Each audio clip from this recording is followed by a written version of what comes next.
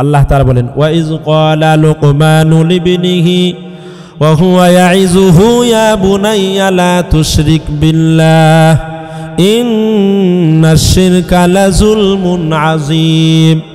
লোকমান হাকিম তার সন্তানকে বলতেছেন, ও সন্তান, তোমার প্রতি আমার বিশেষ নসিহত, তুমি আল্লাহর সাথে কাউকে শিরিক করবা না, শরীক করবা না।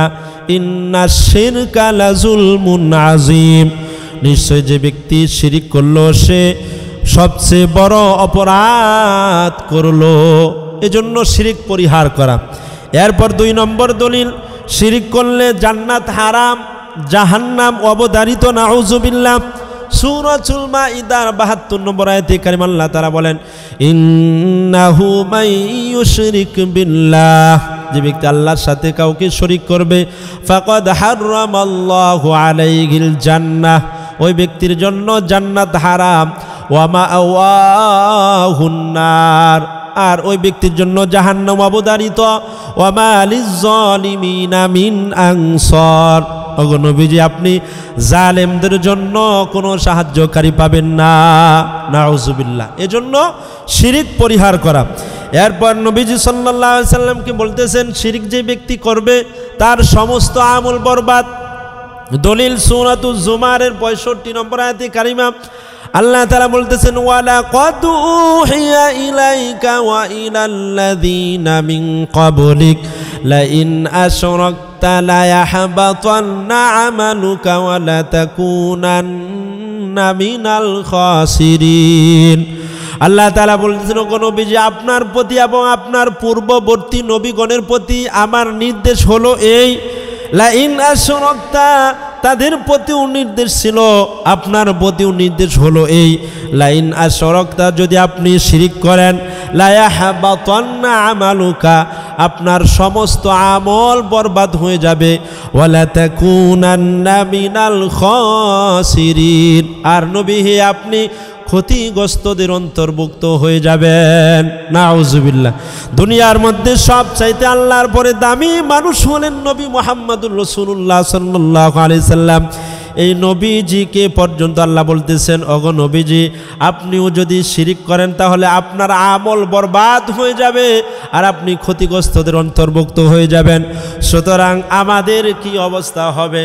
সুতরাং এইভাবে এটার দ্বারাই প্রমাণিত হয় যে, আল্লাহর নবীর দ্বারাই প্রমাণিত হয় যে আমাদের তো কোনো প্রশ্নই আসে না, আমাদের আমল তো এমনিতেই নাই, দুর্বল। এজন্য শিরিক পরিহার করা। 4 নাম্বার হলো, শিরিক এর গুনাহ আল্লাহ তাআলা ক্ষমা করবেন না। দলিল হচ্ছে সূরাতুন নিসায়ের 48 নম্বর আয়াতে কারিমা আল্লাহ তাআলা বলেন, ইন্নাল্লাহা লা ইয়াগফিরু আন ইউশরাকা বিহি, নিশ্চয় আল্লাহ তাআলা শিরিকের গুনাহ ক্ষমা করবেন না, ওয়া ইয়াগফিরু মা দুনা যালিকা লিমান ইয়াশা, এর নিম্ন পর্যায়ের গুনাহ আল্লাহ তাআলা যাকে ইচ্ছা ক্ষমা করবেন। ওয়া মান ইউশরিক বিল্লাহ, যে ব্যক্তি আল্লাহর সাথে শরীক করবে, ফাকাদ ইফতারা ইসমান আযীমা, নিশ্চয় তারা তো মহা পাপে জড়িয়ে মিথ্যা রচনা করে, নাউযুবিল্লাহ। এবার শুনবো, শিরিক হলো সবচাইতে বড় পাপ। আব্দুল্লাহ ইবনে মাসউদ রাদিয়াল্লাহু তাআলা আনহুর বর্ণনা, আন আব্দুল্লাহ ইবনে মাসউদ রাদিয়াল্লাহু তাআলা আনহু قال رجل يا رسول الله اي الذنب اكبر عند الله, এক ব্যক্তি আসা জিজ্ঞাসা করল, ইয়া রাসূলুল্লাহ, আল্লাহর নিকট সবচাইতে বড় গুনাহ কোনটি?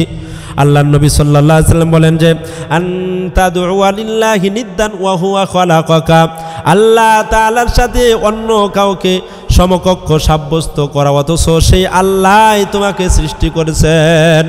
সুবহানাল্লাহ। আল্লাহ পাক আমাদের সৃষ্টিকর্তা কে? আল্লাহ। সুতরাং আল্লাহর সাথে কাউকে শরীক করা যাবে না। ক্বালা সুম্মায়ুন, এরপর বলে যে, ওগো নবীজি, এরপর কোনটি? ক্বালা আনতা কুতুলা ওয়ালাদাকা মাখাফাতা ইয়াতামা মাকা, যে তোমার সন্তানকে এই ভয়ে হত্যা করা যে সন্তান তোমার সাথে খানা খাবে। অর্থাৎ বুঝলাম না। বলে যে সন্তান কয়জন? বলে একজন। বলে আর নেও না কেন? বলে যে আর খাওয়াবে কে? তার এতেকাদের মধ্যে সমস্যা, বিশ্বাসের সমস্যা, নাউযুবিল্লাহ। আল্লাহ তাআলা বলতেছেন অন্য আয়াতের মধ্যে, ওয়ালা তাকতুলু আওলাদাকুম খাশিয়াতা ইমলাক, অগর ও আমার বান্দারা, তোমরা দারিদ্রতার ভয়ে তোমাদের সন্তানগুলোকে হত্যা করো না। নাহনু নারযুকুকুম ওয়া ইয়াহুম, আমি আল্লাহ তাআলা তোমাদেরকে রিজিক দিই, তাদেরকেও রিজিক দিব। সুবহানাল্লাহ। এজন্য রিজিকের মালিক হলেন আল্লাহ। বলে যে আল্লাহ তাআলার সাথে কাউকে সমকক্ষ সাব্যস্ত করা যাবে না। ইতিকাদ, এই বিশ্বাস রাখতে হবে যে আল্লাহ তাআলা সব কিছু খাওয়ান, আল্লাহ পালেন, আল্লাহ দেখাশোনা করেন, সব করেন। এরপর বলেন ক্বালা সুম্মা ইউনগর রাসূল, এরপর কোনটি? আল্লাহ নবী বলেন ক্বালা আনতুজানি হালিলাতা জারিকা, যে তোমার প্রতিবেশীর সাথে জিনা করা, এটা হলো কবিরা গুনাহ, শিরক, অনেক বড় পাপ। এটাও একটা গর্হিত কাজ। বলে যে কেন গর্হিত, এত বড় মারাত্মক ধরনের গুনাহ কেন? বলে যে একটা হলো গিয়া তুমি জিনা করলে, এটা হলো একটা গুনাহ। আর একটা হলো তুমি তোমার প্রতিবেশী, এটা ছিল তোমার আমানত, তোমার কাছে তার সতীত্ব রক্ষা করা ছিল, এটা আমানত, দায়িত্ব। সুতরাং তুমি সেই দায়িত্বকে অবহেলা করছো, তাকে ফুসলিয়ে ফাসলিয়ে জিনার কাজে, ব্যভিচারের মধ্যে লিপ্ত করছো। এই জন্য এটাও একটা গর্হিত কাজ। এই জন্য এই সমস্ত গুনাহের কাজ থেকে বেঁচে থাকতে হবে। এরপর আব্দুল্লাহ আমর ইবনুল আস রাদিয়াল্লাহু তাআলা আনহু বলেন যে ক্বাল আল কাবাইরু আল ইশরাকু বিল্লাহ, কবিরা গুনাহ হলো সবচেয়ে বড় কবিরা গুনাহ কোনটি? আল্লাহ নবী সাল্লাল্লাহু আলাইহি ওয়াসাল্লাম বলছেন যে আল কাবাইর, কবিরা গুনাহ হলো অনেকগুলো, আল ইশরাকু বিল্লাহ, এর মধ্যে সর্বপ্রথম হলো আল্লাহর সাথে কাউকে শরীক করা। 2 নম্বর ওয়া উকুকুল ওয়ালিদাইন, মা বাবার নাফরমানি করা। 3 নম্বর ওয়া কতলুন নাফসি, অন্যায়ভাবে মানুষকে হত্যা করা। ওয়াল ইয়ামিনুল গামুস, 4 নম্বর এরকম মিথ্যা কসম করা। ওয়া শাহাদাতুজ জুর, মিথ্যা সাক্ষী দেওয়া, এটাও হলো কবিরা গুনাহ। সুতরাং এই সমস্ত গুনাহ থেকে আমরা বেঁচে থাকবো। আল্লাহ তাআলা আমাদের সকলকে তৌফিক দান করুন, আমিন। ওয়া আখিরু দাওয়ানা আলহামদুলিল্লাহি রাব্বিল আলামিন।